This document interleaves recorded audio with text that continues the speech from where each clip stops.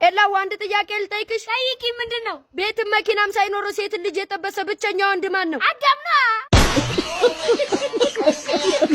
ደህና ዋሉ ማዘር። ደህና ዋልሽ ልጄ። እንደው ደላላው እዚህ ግቢ ሰራተኛ ይፈልጋሉ ብሎኝ ነበር። እንደመፈለጉን እንፈልጋለን፣ ግን አንቺ ሙያለሽ። ኧረ እንደው እንዳያስቡ ጥም እሰራለሁ፣ እንጀራ እመጋግራለሁ። እንደው እስቲ እሱን ታዩና ደሞዝሽ ስንት ታያለሽ? እኔ እንደሆንኩ በወር 5000 ብር ነው። ምን ነው እናቱዬ፣ አስቤዛም ካንቺ ነው እንዴ? ደህና ዋሉ ማዘር። ደህና ዋልክ ልጄ። እንደው እዚህ ግቢ የሚከራይ ቤት አለ ብሎኝ ነበር የመጣሁት። አልተለስ እንደው እሺ ዋጋ ስንት ነው? መጀመሪያ ከዋጋ በፊት እዚህ ቤት 3 ህጎች አሉ። እሺ ንገሩኝ። የመጀመሪያ ህግ አምሽቶ መግባት እንደማይሽ። አንቺ ወጣተሽ እንዲች እያልሽ ብታመሺ በራችን ማታ 2 ሰዓት እንዘጋለን፣ የጅብራቱ ለሽ ታድሪያለሽ። ሁለተኛ ውሃ ይሄ ጣና አይደለም ያለሚቱ ቤት፣ በቀን 5 ሊትር ትሞላለህ። ካልተመቸ ሂደህ ቦርከና መቅዳት ትችላለህ። ሶስተኛ መብራት የኔ ያለሚቱ ቤት ጅም ላይት አይደለም የሚቦገቦግልህ፣ በቀን 2 ሰዓት ታበራለህ።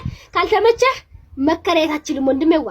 እንደው እሺ ተውት፣ እኔ አልተመቸኝም፣ ያው ሌላ ቦታ ልፈላል። አረ ሌላ ቦታ የለም፣ እዚህ ሰፈር እኔ ያለሚቱ ብቻ ጥሩ ሰው። ሌላ እስቲ ካገኘ ሂድ፣ እዚህ ሰፈር ነው። ሂድ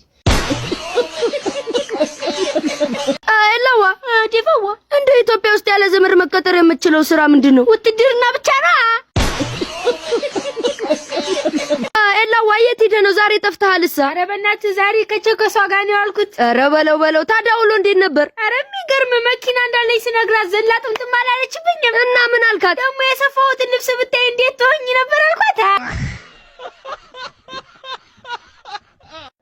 ደባባ መሆነሽ ነው ብቻሽን የምትስቂው? ኧረ በእናትህ እዛ ማትስ መምህር ተሞልን ጠይቀው ሄደን ምን ቢለን ጥሩ ነው? ምን አላችሁ ደግሞ? ከመጣችሁ አይቀር ሁኔታውን እዚሁ እንጨርሰዋልና።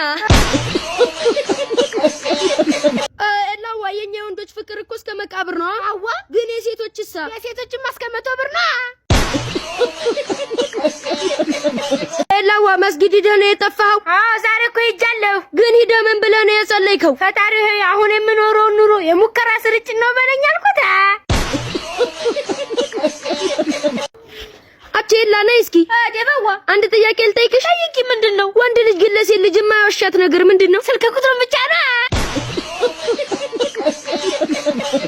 ኧረ ኤላ ዛሬ ብር በብር ሆነሻልሳ። ኧረ ተወኝማ በእናትህ። ቀበሌ ስራ ለማስፈጸም ስመላለስ ሰራተኛቸው መስያቸው ደሞዝ አልከፈሉኝም።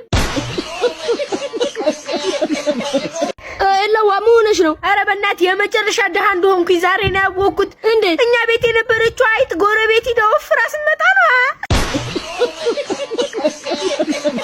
ኧረ ኤላዋ ጉር ተሰራንልህ። ደግሞ ምኑ?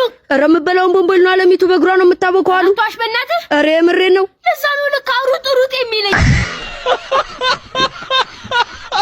ደህና ዋሉ ጋሼ። ደህና ዋልክ ልጄ። እንደው የመብራት ቆጣሪ ላነብ ነበር የመጣሁት። ምን ነው ልጄ? ከመብራቱ ይልቅ አንተ ቶሎ የመጣህ አልመሰለህም?